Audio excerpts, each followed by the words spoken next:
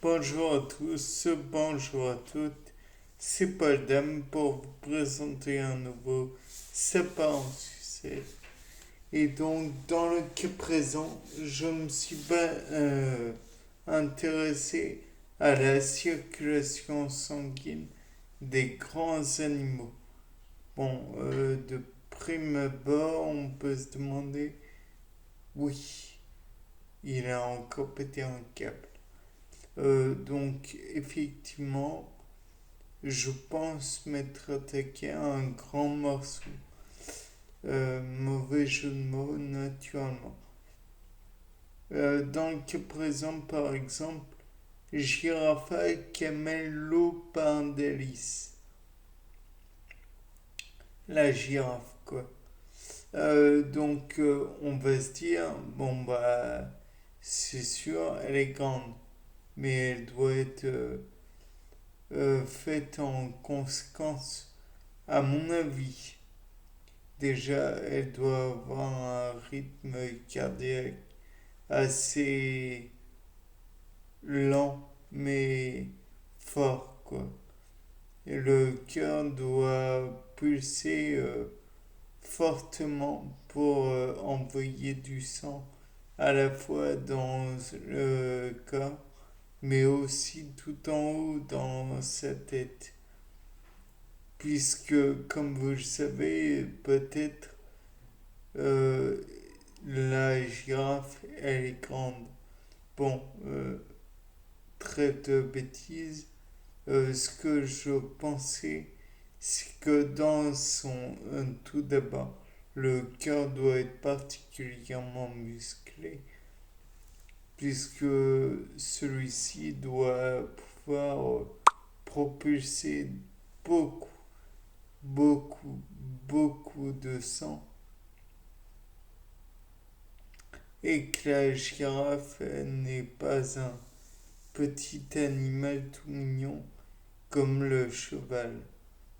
Bien sûr, on va pas exagérer, mais je pense que si elle faisait 2 mètres et demi au moins, voire plus, ça ne serait pas étonnant.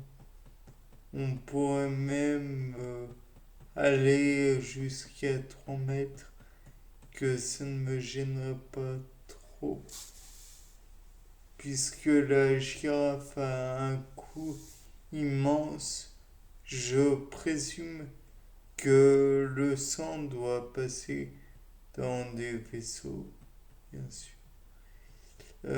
Mais que ces vaisseaux sont particulièrement petits à la limite pour permettre enfin, petits de diamètre pour pouvoir avoir une vitesse assez importante.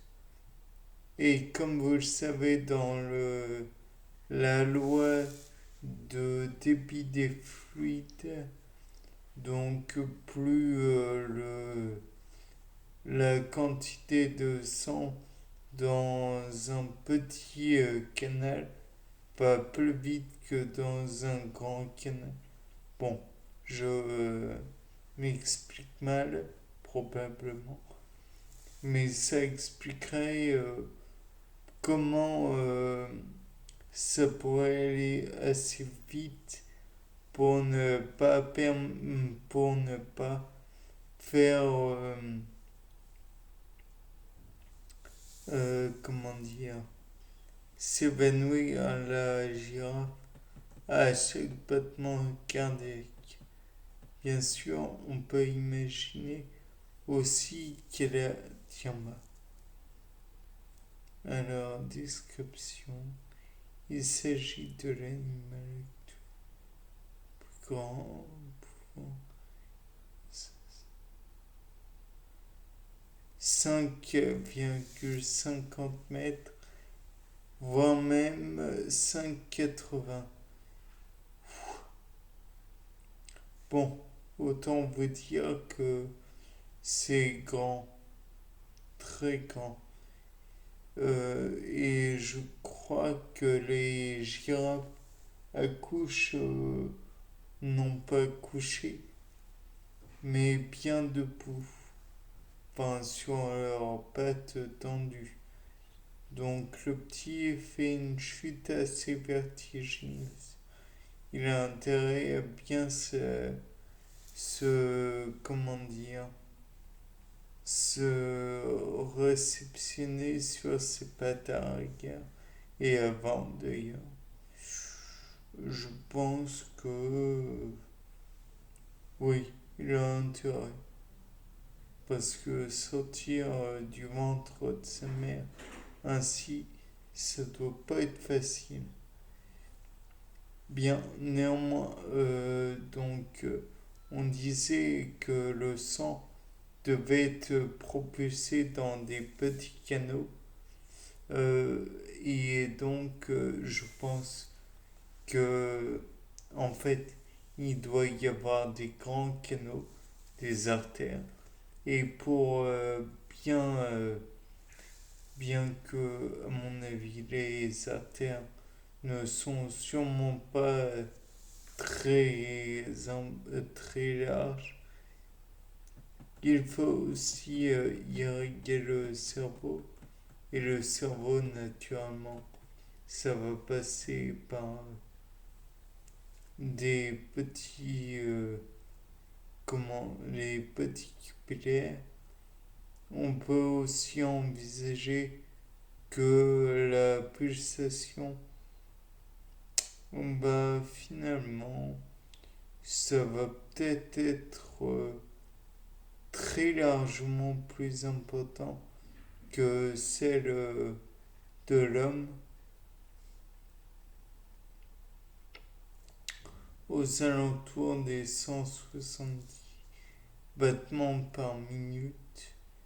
On peut envisager que il y a aussi comment dire, des valvules, je crois. C'est le genre de petites, de petits clapets en somme, c'est pas le bon terme, anti-reflux, et donc force le sang uniquement à aller de l'avant, puisque la valvule empêche le retour en arrière de ce fluide très important.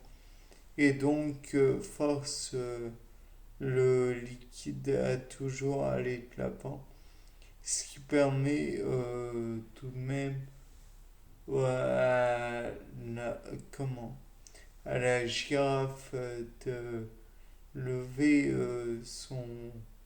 sa tête sans trop de problèmes, bien que je crois que son cou atteigne facilement les 3 4 mètres, je sais pas,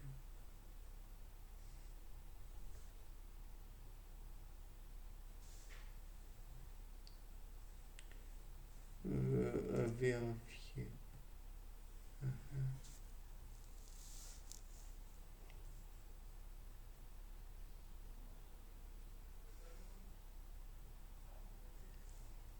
Hmm. Enfin bon, bref. Dans tous les cas de figure, on peut estimer que il faut beaucoup de force au cœur et que la dynamique des fluides est importante à comprendre. Le débit volumique, enfin bref, tout ça pour apprendre le véhicule du sang chez la girafe. Dans un prochain numéro, je parlerai de l'éléphant qui, quoique je vais en parler maintenant, puisqu'à mon avis, ça doit être le même topo, puisque celui-ci est naturellement très grand, très massif, et la chaleur est évacuée naturellement par les oreilles. Je crois l'avoir dit déjà précédemment. Donc voilà. Bien. C'était pas le dame pour un nouveau sapin en sucette. Au revoir.